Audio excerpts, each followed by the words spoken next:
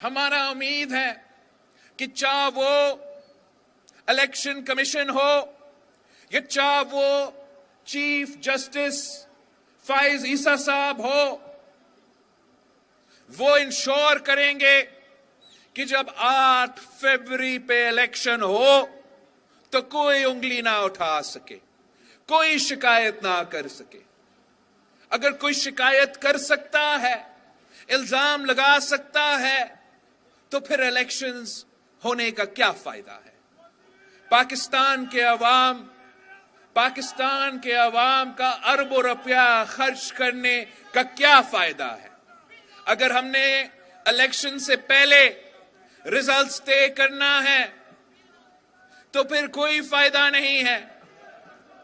ہمیں صاف و شفاف الیکشنز چاہیے، اور امید ہے کہ انشاءاللہ تعالی صاف و شفاف الیکشنز ملیں گے، اس لیے کہ پاکستان پیپلز پارٹی کے کارکن جدوجہد کریں گے کہ ہمیں صاف و شفاف الیکشنز دیا جائے۔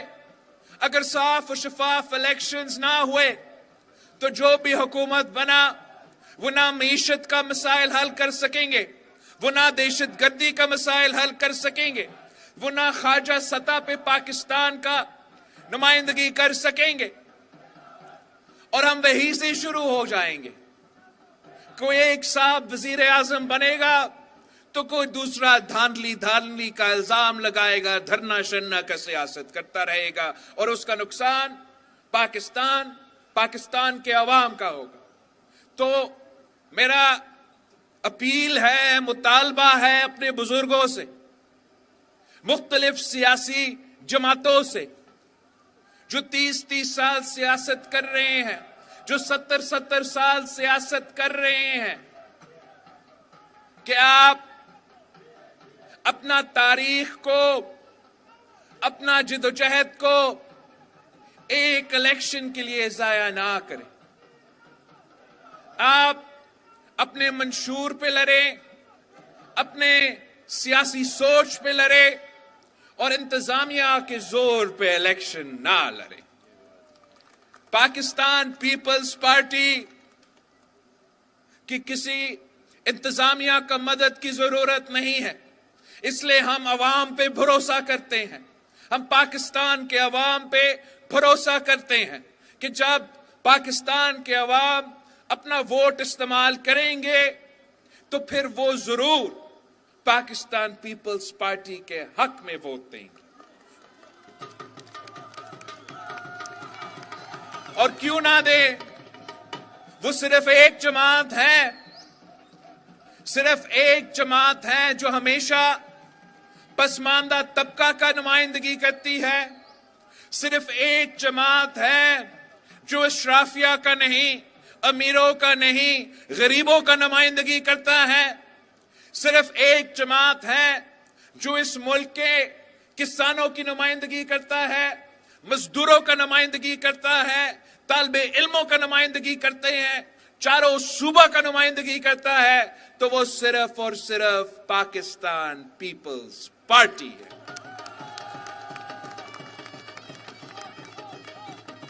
اگر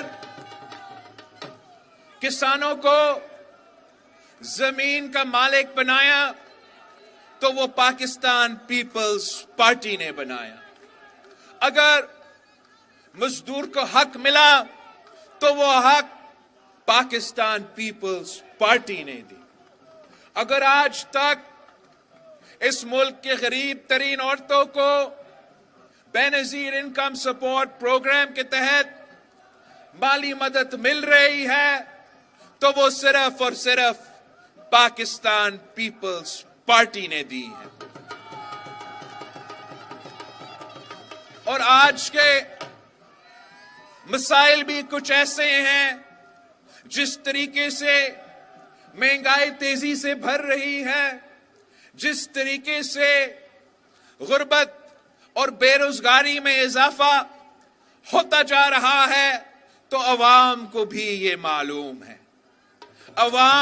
یہ معلوم ہے کہ ان تمام مسائل کا حل اس جماعت کے پاس ہے جس کا نعرہ ہے کہ مانگ رہا ہے ہر انسان रोटी कपड़ा और मकान। और पीपल्स पार्टी पे जो तंकीद करते हैं कि ये किस किस्म का नारा है, ये तो 70 का जमाना का नारा है, उनको हम कहते हैं कि जब तक गुर्बत मौजूद है, जब तक बेरोजगारी मौजूद है, जब तक महंगाई में इजाफा होता रहेगा, तब तक पाकिस्तान पीपल्स पार्टी का नारा यही रहेगा कि मांग रहा है हर इंसान रोटी कपड़ा और मकान। पीपल्स पार्टी के लिए ये सिर्फ नारा नहीं है। हम इलेक्शन के दिनों में नारा लगा के इलेक्शन जीतने के बाद अपना मंशूर नहीं भूल जाते हैं। पाकिस्तान पीपल्स पार्टी अगर कह रही है कि मांग रहा है हर इंसान रोटी कपड़ा और मकान, तो मेरा आपसे ये वादा है, जैसे कायदे अवाम का वादा था इस मुल्क के अवाम के साथ, जैसे शहीद मोहतरमा बेनजीर भुट्टो का वादा थी इस मुल्क के अवाम के साथ, कि मैं आपके लिए जिदोजहद करूंगा, मैं आपके लिए लड़ूंगा, मैं भुट्टोइज्म के मुताबिक इस मईशत को चलाऊंगा, जिससे फायदा अगर होगा तो आम आदमी का होगा, अशराफिया का नहीं होगा। अगर फायदा होगा तो मेरे मजदूरों का होगा, मिल मालकान का नहीं होगा। अगर फायदा होगा तो मेरे किसान भाइयों का होगा, जमींदार का नहीं होगा। ये कोई दकी छुपी बात नहीं है कि हम अवाम की नुमाइंदगी करते हैं। इसका ये नहीं मतलब कि हम बिजनेस कम्युनिटी से हम चाहते हैं कि वो तरक्की करे, हम चाहते हैं कि उनका बिजनेस चले, उनका इंडस्ट्री चले। यही तरीका है कि मुल्क का मईशत भी चलेगा, मगर साथ साथ हम उनसे मुतालबा करेंगे कि आपको अपना तरक्की को अवाम के साथ शेयर करना पड़ेगा। आपको मजदूरों को उनको अपना तनख्वाह मेहनत का सिला के मुताबिक आपको तनख्वाह दिलाना पड़ेगा।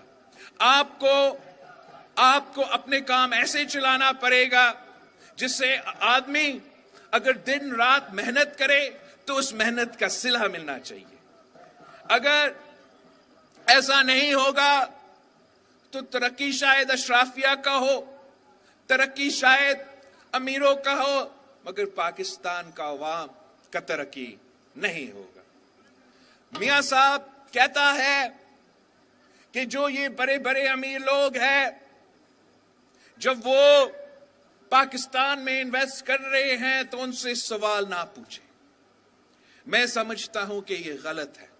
हम सवाल जरूर पूछेंगे। हम पूछेंगे कि आपने मकामी लोगों को कितना रोजगार दिया है।